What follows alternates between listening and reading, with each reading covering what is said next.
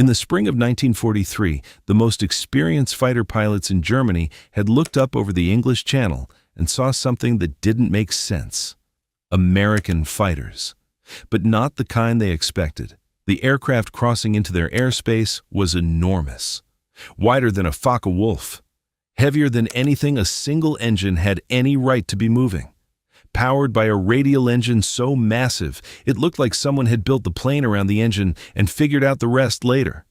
German pilots who saw the P-47 Thunderbolt for the first time said the same thing. It was too big. It looked wrong. It looked like something that had no business being in a dogfight. They were right about the size. They were completely wrong about what that size meant. Within weeks of entering combat in April 1943, American pilots flying the Thunderbolt discovered something that no specification sheet could fully describe. When they got a German fighter inside the convergence zone of 850 caliber machine guns and pulled the trigger, the German fighter didn't just take damage. It came apart. This is the story of what the Thunderbolt actually was, what those 8 guns did to the Luftwaffe, and what German pilots said about it when they were honest. What Alexander Kartveli built. The P-47 started with a problem. And the way that problem got solved ended up deciding what the plane was, how it fought, and why the Germans couldn't figure it out until it was too late. In the summer of 1940, Republic Aviation's chief designer Alexander Kartveli was handed a set of requirements from the Army Air Forces. They wanted a fighter that could operate above 25,000 feet, above the altitude where Germany's bombers flew and where the air war over Europe was being decided. Every fighter America had at that point was useless up there. They ran out of power as the air thinned out. They slowed down, their engines gasped, and they became sitting targets. Kartveli's answer was the biggest, most powerful aircraft engine available to any American designer in 1940, the Pratt & Whitney R2800 Double Wasp. 18 cylinders, 2 rows, 2,000 horsepower. It was a monster. But to keep that engine producing full power above 25,000 feet, you needed a turbo supercharger, a device that took the exhaust gases the engine was throwing away as waste, used them to spin a compressor, and fed dense air back into the engine even when the air outside was too thin to breathe. The turbocharger for the P-47 was so large it had to be mounted in the rear of the fuselage, with ducting running the entire length of the aircraft from engine to tail and back. Designing the plane around that ductwork gave it the barrel-shaped body that everyone noticed. The pilots called it the Jug, short for Juggernaut, which tells you everything about how it felt to sit inside one. The prototype flew in May 1941 and weighed 12,086 pounds, the heaviest single-engine fighter ever built to that point. In combat trim, production models pushed past 14,000 pounds. Fully loaded with drop tanks and bombs, the P-47D hit 17,500 pounds. The Focke-Wulf FW-190A that it would spend most of the war fighting weighed about 8,700 pounds. The Messerschmitt Bf-109G was barely half the Thunderbolt's weight. Then, there were the guns. 8 50 caliber Browning M2 machine guns, 4 in each wing, each one loaded with 425 rounds. Total ammunition on board, 3,400 rounds, enough to fire continuously for 30 full seconds. The P-51 Mustang, which most people think of as the great American fighter of the war, carried 6 guns and 1,800 rounds. The Thunderbolt was carrying nearly twice the ammunition of the aircraft that replaced it in the long-range escort role, and it could put all 8 guns on a single target at once. The guns were aimed slightly inward, so their fire met at a point in front of the aircraft. That point was the convergence zone. Some pilots set it at 1,100 feet out.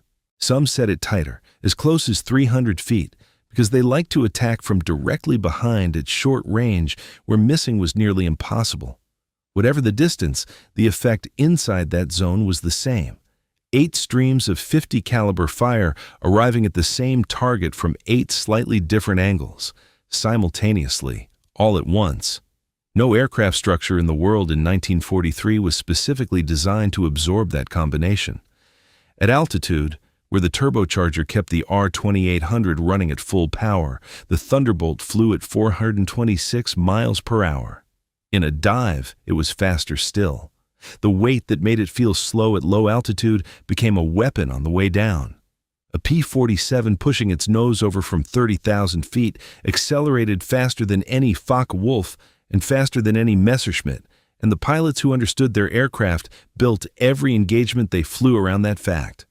Get high, get fast, come down through the target, and pull away before anyone could turn onto your tail. This was the machine that showed up over occupied France in April 1943. The Luftwaffe looked at it and largely dismissed it. That was a mistake. The first impressions were wrong. The first American unit to take the P-47 into combat was the 4th Fighter Group, and they despised it. Most of those pilots had been flying Spitfires, some of them since before America was even in the war. They knew exactly what a light, nimble, responsive fighter felt like, and the Thunderbolt was none of those things. It was heavy in the controls. At low altitude, it was slow to respond in turns and bled energy in a sustained maneuvering fight at a rate that lighter aircraft simply didn't. A pilot who tried to turn with a Bf-109 at 15,000 feet in a Thunderbolt was going to lose, and everyone knew it. Hub Zemke, who commanded the 56th Fighter Group, spent months in England figuring out what the Thunderbolt could actually do. Because fighting it like a Spitfire wasn't working. The tactics that had been developed for light fighters didn't apply to an aircraft this big and this heavy. What Zemke eventually arrived at was the dive and zoom. Climb to altitude, find a target below, push the nose over, build speed on the way down, fire, then convert whatever energy was left back into altitude for the next pass. Don't turn with a Bf-109. Don't try to outclimb an FW-190 from low altitude. Use the weight, use the altitude, use the speed of the dive, and use 8 guns at once. Once his pilots understood that, the results changed completely. The Luftwaffe's first impression wasn't far off from what the American pilots themselves were saying. German pilots who encountered the Thunderbolt in the spring of 1943 noted the same things: too big, too heavy, doesn't turn well. In the kind of close and maneuvering fight that the air war over Europe had been since 1940, the P-47 was a poor opponent. There was also something more practical at work. German fighter controllers had spent 2 years learning exactly where American escort fighters ran out of fuel and turned back for England. They stationed their interceptors just past that point. The P-47's internal fuel range in early operations was enough to cover the bombers over Holland and Belgium. It wasn't enough to follow them into Germany. German pilots knew that if they were patient, the escorts would leave. The moment the Thunderbolts banked for home, the bombers were alone. So the early assessment made sense. The problem was that it only accounted for what happened in the turning fight at medium altitude with the escorts running low on fuel. It didn't account for what happened at 30,000 feet in a diving attack with 8 guns. And it didn't account for what happened when a German pilot shot a Thunderbolt and the Thunderbolt kept flying. The thing that didn't die, the engine at the front of the P-47, was one of the most important details about the entire aircraft, and it had nothing to do with power. The R-2800 was air-cooled. There was no liquid cooling system, and that mattered enormously in combat. Every liquid-cooled fighter engine in the war, the Merlin in the Spitfire, and the P-51, the Daimler-Benz in the Messerschmitt, could be disabled by a single bullet through the coolant system. One round through the right pipe, and the engine started overheating within minutes.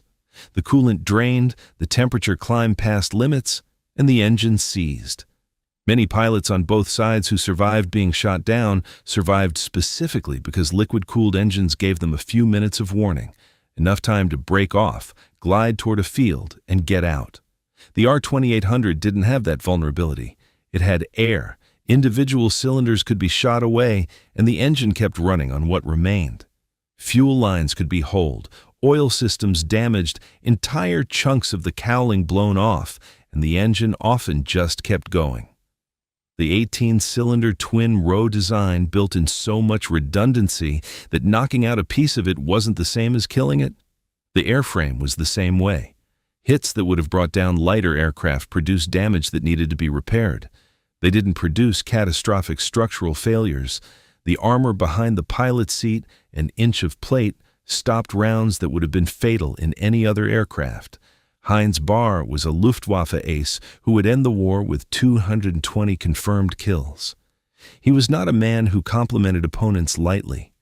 He said of the P-47 that it could absorb an astounding amount of lead and had to be handled very carefully. That is not a description of an aircraft that was fast or agile. It is the description of something that didn't behave the way it was supposed to when you shot at it. The best documented example of this happened on June 26, 1943. Lieutenant Robert Johnson of the 56th Fighter Group was escorting B-17s back from a raid near Paris when 16 Focke-Wulfs from JG-26 hit his squadron from above and behind. Johnson's aircraft was at the back of the formation. Wrong place. He took 21 20mm cannon shells and an unknown number of machine gun rounds in the space of seconds. His hydraulic system was gone. His canopy was shattered. A cannon shell had exploded right behind his headrest. His aircraft caught fire, rolled, and fell toward the ground. He got it back, kicked the rudder, pulled out of the spiral, smothered the fire in a dive. He was now alone over France in an aircraft with no hydraulics, a canopy jammed shut, and oil pouring across his face.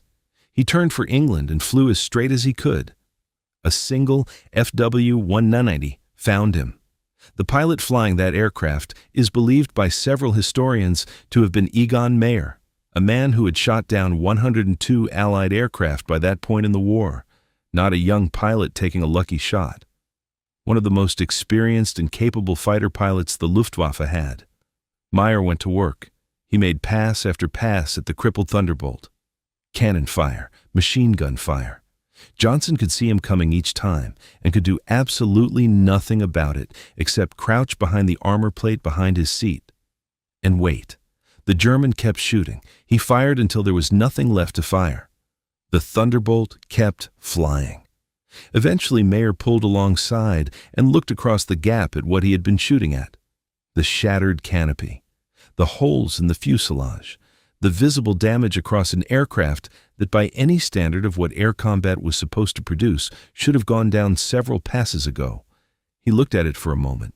Then he rocked his wings and turned for home. His ammunition was gone, and the aircraft in front of him was still in the air. Johnson made it to England.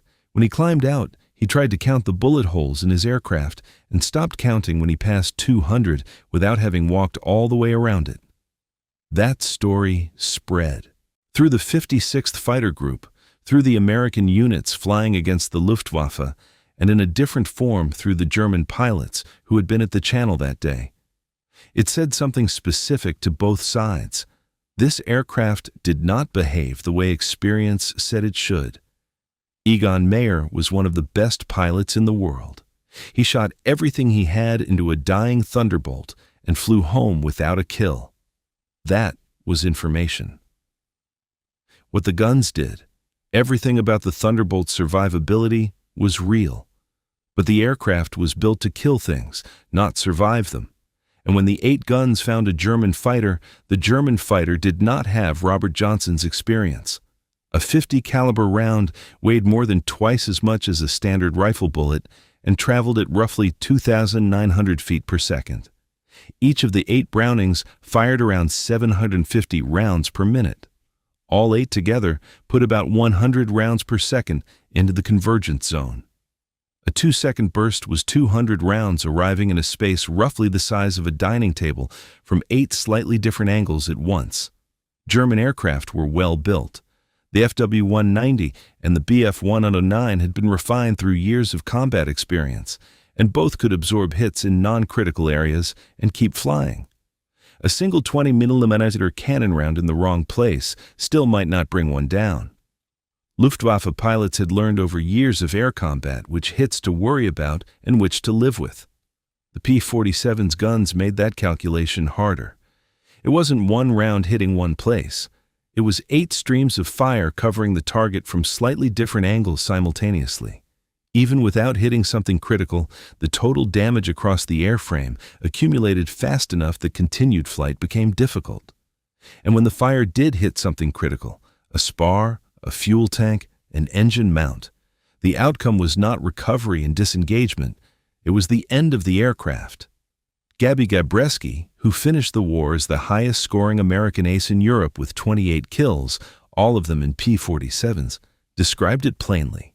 When the guns connected, the enemy didn't fall or break off. They came apart. He was drawing a specific distinction, not between aircraft that survived and aircraft that didn't, between aircraft that took a hit and aircraft that ceased to exist as a coherent structure. German pilots who had learned their trade against British aircraft found that what they knew didn't fully apply. The RAF's standard armament was either 3 caliber guns, which required precise hits to kill a target quickly, or 20mm cannon, which were powerful but limited in the volume of fire they could sustain. The 50 caliber sat between those two in an uncomfortable place. Heavier than rifle caliber rounds, faster cycling than cannon, and available in a quantity that the P-47's 8-gun layout turned into something German aircraft designers had not specifically planned against. A pilot who had learned to survive Spitfire fire by absorbing hits in non-critical areas and breaking away found that the same survival tactic didn't translate cleanly to being inside 850s. Hans Philipp was the 3rd highest scoring ace in the Luftwaffe when he first encountered American fighters seriously on October 8, 1943. He had 206 confirmed kills. He had spent most of his career on the Eastern Front, where Soviet fighters, though increasingly capable, were still a different proposition from what was now appearing over Germany. He noted, in his last recorded assessment, that the Americans fought completely differently from the Soviets. That was October 8, 1943. He was killed that same day. By the end of 1943, the German pilots who had written off the Thunderbolt in the spring had updated their understanding. At altitude, it was fast.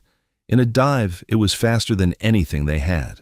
And inside its guns, the outcome had been established clearly enough that the new tactic, among experienced pilots who understood what they were dealing with, was simply to avoid being inside them. The Luftwaffe captures one. At some point in early 1943, a P-47 came down in German-controlled territory intact enough to be evaluated. It was sent to the Rexlin Experimental Center, where Germany systematically tested captured Allied aircraft and German pilots flew it. What they found was not what the combat reports had been describing. The aircraft that had seemed clumsy and heavy in air-to-air combat flew better than expected when approached on its own terms. The cockpit was roomy compared to German fighters. Visibility was acceptable. The controls were heavier than a Bf-109 but manageable, and the engine at altitude, once the turbocharger was fully spooled up, produced power in a way that made it very clear what this aircraft had been designed to do. The turbocharger report was the one that landed hardest. German fighters drove their superchargers off the engine itself. The system worked well up to a certain altitude and faded above it as the outside air got too thin to compress effectively. The FW-190's BMW 801 engine ran out of real combat power around 27,000 feet. Above that, performance fell away sharply. The Bf-109G's engine did better, but still couldn't sustain the output that the P-47 maintained at 30,000 feet. The P-47 system worked differently. It took the exhaust gases the engine was throwing away as waste, passed them through a turbine in the rear of the fuselage, and used that turbine to compress air back into the engine regardless of what the outside air was doing. At 30,000 feet, where German fighters were fading, the R-2800 was still producing close to its full rated power. The engineers at Rexlin who examined this system understood exactly what they were looking at. The aircraft the Luftwaffe had been writing off as slow and clumsy was operating from a performance position at the altitudes where the bomber war was being decided that their own aircraft couldn't reach. Germany had the theoretical knowledge to build such a system. What it didn't have was the industrial capacity to manufacture them at scale or retrofit them into existing airframes without starting the designs over from scratch. The Americans had spent years developing a turbo supercharger, rugged and reliable enough to mass produce by the thousands. Germany could see the gap clearly. It could not close it. The report was written up and filed. By the time it was circulating in the right command channels, the aircraft it described was already over Germany in numbers large enough that the report's recommendations no longer mattered. The ground attack problem.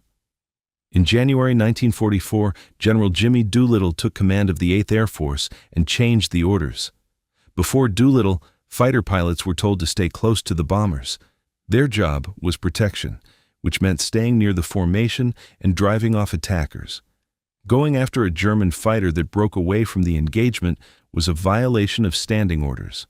The logic was that if the fighters chased Germans away from the formation, there would be nobody left to protect the bombers when the next group came in. It was a defensive posture, and it was losing. Doolittle threw those orders out. His instruction was simple: go find the German Air Force and destroy it. In the air, on the ground, on their airfields, in their maintenance facilities, wherever it existed. The new mission was not to protect the bombers by staying near them. It was to protect the bombers by making sure German fighters couldn't reach them in the first place. The P-47 was the primary tool for that mission in the 8th Air Force's fighter groups. The same qualities that made the Thunderbolt so hard to kill in air combat made it particularly suited for low-level strafing work. Flying a pass across a German airfield meant flying through trained ground crews with anti-aircraft guns and small arms at very close range. A Merlin-powered fighter taking that kind of fire had the same vulnerability it had anywhere else. One round through the cooling system, and the pilot was either heading for home or heading for the ground, depending on how much altitude he had. A P-47 could absorb hits in the engine, the wings, the fuselage, finish the pass, and still have a realistic chance of making it back. Pilots came back from strafing missions with wingtips missing, cowling panels blown off, holes in the fuselage that were visible from 30 feet away. The aircraft got repaired and flew the next day. One pilot from the 378th Fighter Squadron watched the Thunderbolt ahead of him lose 5 to 10 feet of its left wing to a direct flak hit mid-pass. The aircraft climbed away from the airfield, returned to base, and ground crew assessed it as repairable. That was a routine outcome for an aircraft that, in any lighter design, would have been a crash. The 353rd Fighter Group's Major Glenn Duncan was the man who worked out how to use the P-47 specifically in the dedicated ground attack role, spending months in 1943 developing the approach angles, dive parameters, and strafing patterns that matched the aircraft's weight and power. By the Battle of the Bulge in December 1944, P-47 groups were flying continuously against German armored columns in the Ardennes, in some of the most sustained close air support the European war produced. The strafing campaign killed German aircraft on the ground throughout 1944 in numbers that mattered. Those losses worked differently from air-to-air kills. A pilot shot down in a dogfight took everything he knew with him permanently. A pilot whose aircraft burned on the flight line while he was asleep was still alive. But without an aircraft, in an air force that was already losing machines faster than factories could build replacements. The 8 250 calibers tearing through parked FW-190s and Bf-109s on German airfields were doing to Germany's material strength exactly what the aerial kills were doing to its pilot strength, both at once, every day, what German pilots said. In March 1945, American intelligence sat down with 22 captured German fighter pilots and asked for their honest assessments of American aircraft. On the P-47, the answers were consistent across two things. It was very hard to kill, and the armament was unlike anything they had encountered from British or Soviet opponents. The volume of fire from 8 guns firing simultaneously at convergence had a quality that German pilots found difficult to account for with the evasion and absorption tactics they had developed over years of combat.